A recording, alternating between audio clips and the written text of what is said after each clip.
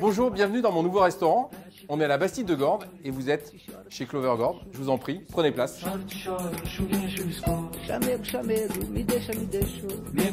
Je voulais vous présenter la cuisine que je fais ici. On va évidemment parler des tomates, on est en Provence. La saison bat son plein. Je vais vous donner ma recette, pour moi, la meilleure sauce tomate que j'ai mangée et comment la faire.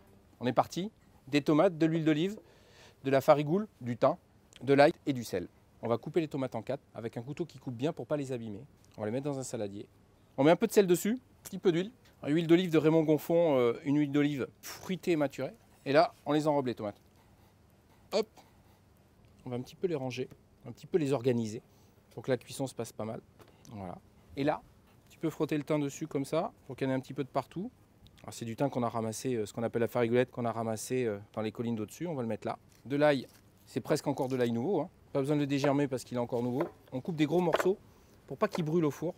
Et on en met un petit peu de partout. Pour la route, un filet d'huile. Et là, on va simplement les mettre au four entre 160 et 180 degrés. Tout dépendra le four et la température réelle qu'il fait dans le four.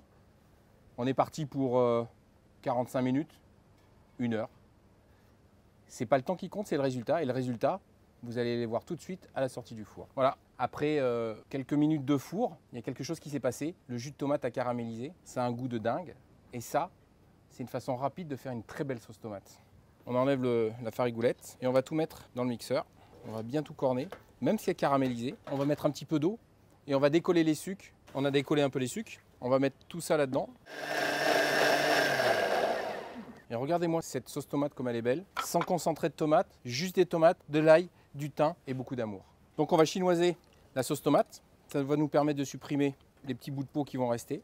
D'avoir mixé offre un avantage, c'est à mixer les graines des tomates qui vont donner un petit goût supplémentaire. Et ça, c'est important. Il ne faut pas avoir peur d'exprimer tout ce qu'il y a dans les graines parce que la tomate, c'est la peau, la chair, l'eau et les graines. Il faut qu'on retrouve ces 4 éléments pour que ce qu'on fasse à la tomate ait le goût de la tomate. Regardez cette sauce comme elle est belle. Elle est onctueuse.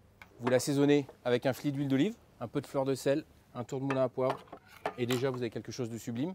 Cette recette va servir avec un poisson et pour ça on va se retrouver la semaine prochaine.